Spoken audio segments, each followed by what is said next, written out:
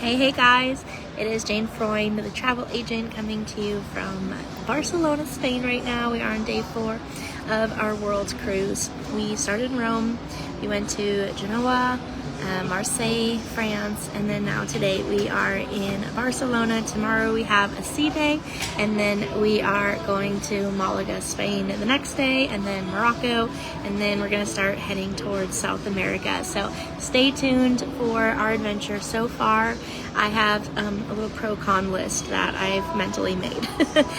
So number 1 biggest pro is I don't have to cook or clean for the next 4 months, and that is like the icing on the cake, because I am horrible at both of those things. And some people are like, oh, I get sick of the food. It's like, well, do you eat the same thing every day? Like, probably not, right? The dinners have been great. We did have a dining room seating, but because our nationalities are American and German, we were put at the German speaking table, and that just wasn't really my vibe for the next 4 months. So we asked to be switched, and we are going to be sitting with some friends on board, which I'm super excited about. They're another kind of world school family with kids, so hopefully dinner tonight will be better. And I would say, so food is actually a huge pro, and I'm not at all worried about the food because I don't eat the same thing every day. Luca is also, it's so easy because it's just like a buffet, so when you have the pickiest eater on the planet and you have a plethora of options, it's not like at home where I'm making dinner because that's what he said he wanted and then he doesn't want it, or takes one bite and then he's done, right? Like toddler moms, you get it. So I find the food has been a huge pro.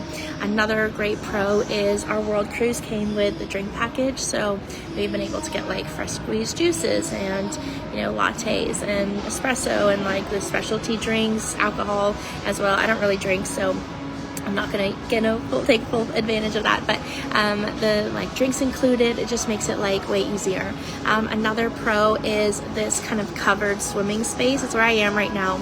And it's just so nice because even when it's colder out, you still get a really warm pool experience that you can do in all seasons. So if I were back home in Maine right now, we would not be swimming every single day, and so that is another huge pro of kind of this long-term travel. I also feel the staff kind of treat you a little different because they know you're going to be here for so long. They're a little more invested in getting to know you, and not that they aren't on other ships. I think the cruise staff are always fantastic. These seem a little bit different because they know that they're going to get to really know you. And I mean, having Luca with us too, he's such a, everybody on board knows him. And so he's making friends, and all the staff kind of already know him, and that just makes it kind of feel more at home. It is starting to feel like home. We're really enjoying it. We haven't gone to all the shows and things. I'm in the mental space of I'm not on vacation. I'm just living on a ship. It's a totally different mentality. You're not getting dessert every day and things you normally do on vacation. Another huge pro so far, knock on wood, has been the internet. It's fantastic. I have better internet here than I do at home sometimes. I think they recently upgraded their Starlink or whatever. I mean, the Wi-Fi was super expensive. For 2 devices, my phone and my laptop, was about $2,300. If you want me to do a full cruise price breakdown, I will. Some people have asked about pricing, and if more people want to know about that, I'm happy to share. I'm super transparent. So for that cost of Wi-Fi, it better work as good as it is so far. We'll see how it is when we're getting into Patagonia, Drake's Passage and all of that. But so far the internet is great, and I can actually work my business more than I thought I would. I've front loaded a lot of stuff, automated a lot of things. I didn't take on any new clients while I was traveling because I just didn't know my accessibility, so it's been a really positive thing so far. Some negatives I would say so far is the crowd. It's really hit or miss. Some people look at us with small kids and roll their eyes and groan, where other people are super sweet and nice to Luca. So I think it's just kind of a culture thing. I mean, the ship is majority German and French, passengers who are probably 60 and above. There's, this is what I heard, 30 other kids that are below, under 17 years old, but the majority are kind of like in that retirement age, and so they see Luca as some disgusting virus, and so yeah, he doesn't bite. I had to tell someone in the elevator, I'm like, he doesn't bite, after they were like scowling at him. So that's kind of like an interesting thing to get used to, because normally in like a Caribbean cruise, you're just surrounded by kids. It's almost like too many kids, right? So that's been kind of a negative.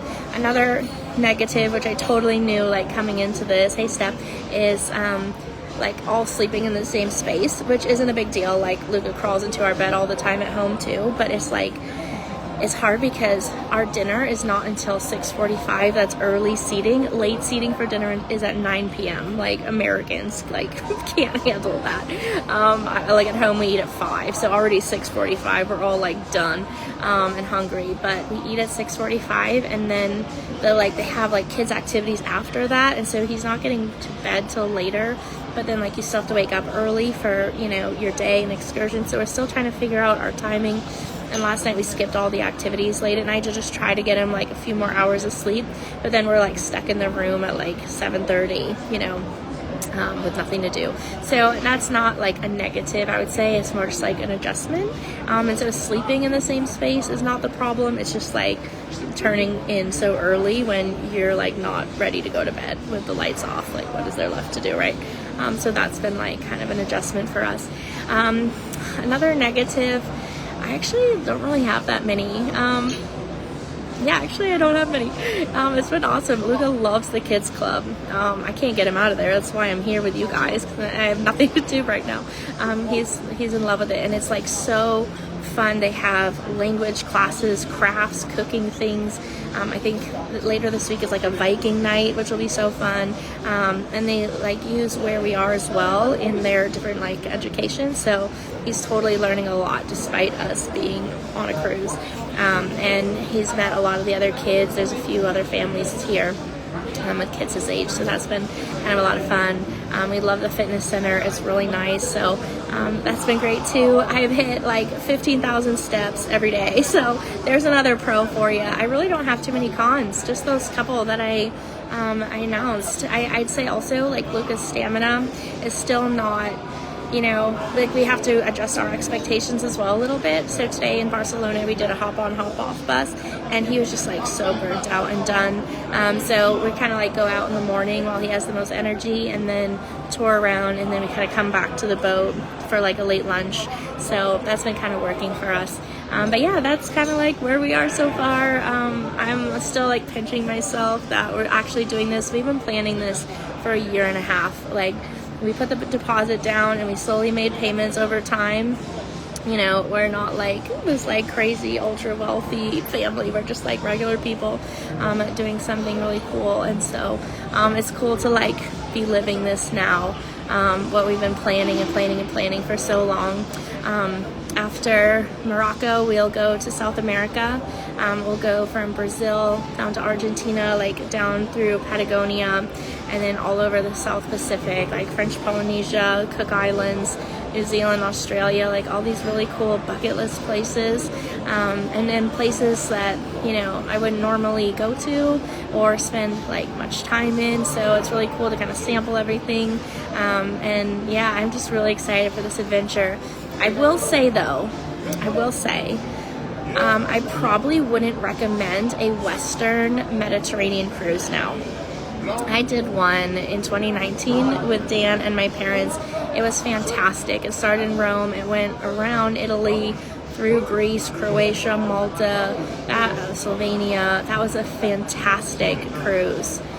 Western Caribbean, not Caribbean, what am I saying? Western Med, I don't love.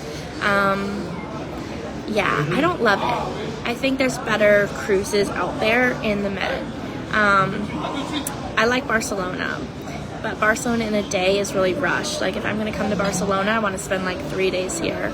Marseille was pretty, but like I wouldn't go there unless I had to.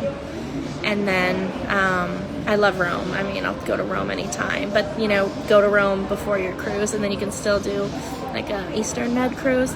In Genoa, it downpoured that whole day. So to be honest, I didn't leave the ship. I was like, yeah, we'll come back here another time. I didn't go out. So I can't give an opinion about that. Oh, the other really funny thing, if you are taking a Western Med cruise, the cruise line has these buses that bring you from the cruise port to downtown, except the two cities now, Marseille, France, and Barcelona, both have a city bus. So like Marseille's was free, and the cruise line was like $50 or something for all of us. And then the other one was today we paid $4.50 for the three of us instead of like $30. So before you do a cruise, check and make sure that there's not a free bus from the shuttle from the cruise port to downtown, or a cheaper option. The cruise ones are like way more expensive. But yeah, I'm not team Western Med cruise anymore. If you've done a Western Med cruise and you loved it, totally counteract me. I only have my own experience now, but I like, if this vacation was over now, I would probably be kind of bummed. Like, and that's the other thing I said to Dan. I'm like, oh my God, we've been traveling so much already, and this is more vacation time that we've already had in this last couple weeks than people have in a whole year, like back home. Isn't that crazy? Like, the American work 40-hour week, 2-hour week off, two weeks off a year game is ridiculous. So anyway, I'll get off my soapbox about that. But yeah, anyway, that's my update right now, and we'll see how it goes. All right, everyone, have a really fantastic day. I don't even know what day of the week it is. That's when you know you're on vacation, right? Happy whatever it is, I have no idea.